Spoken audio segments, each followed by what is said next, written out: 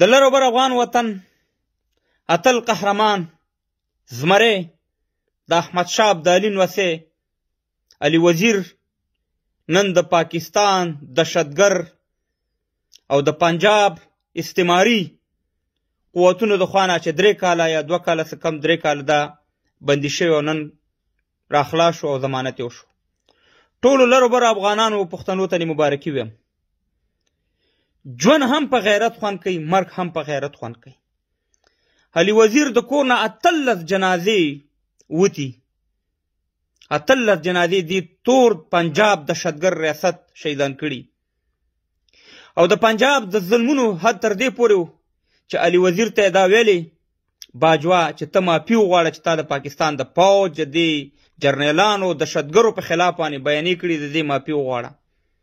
خو اتل قهرمان ورته ویلي چې زه د احمدشاه ابدالي بچی یم، زه هېڅکله شکست نه منم. خو موږ ته بعدې افسوس په خلکو باندې راشي چې په پی ټي ایم په منظور پښتون یا په علي وزیر باندې دا تهمتونه لګوي چې تاسې د آیسای خلک هستئ. 18 کسان دی آیسای دی علي وزیر ته شهیدان کړي.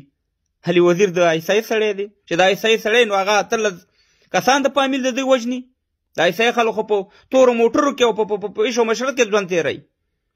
خو دومره یاد ساتئ زما ښکته د مقبوضه افغانانو پښتنو د پی ټي ایم مرګړو او د پی ټي ایم فالوورو انشاءالله چې څومره په اروپا کې افغانان دي، که په امریکا کې وي، که په لندن کې وي، که په فرانسه کې وي، که په جرمني کې وي، که په استرالیا کې وي، انشاءالله تاسې سره ټول اوږه په اوږه ولاړ دي.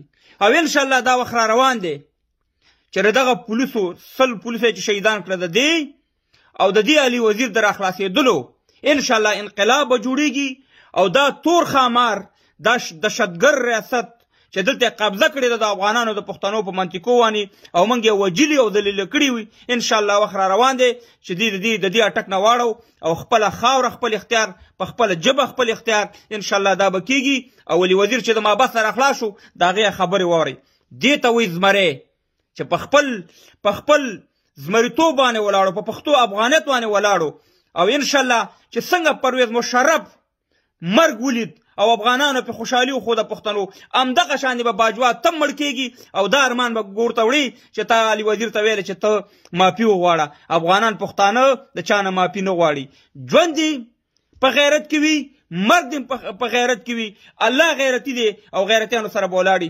لر او بر یو افغان جوړیږي به انشاءالله یو لوی افغانستان.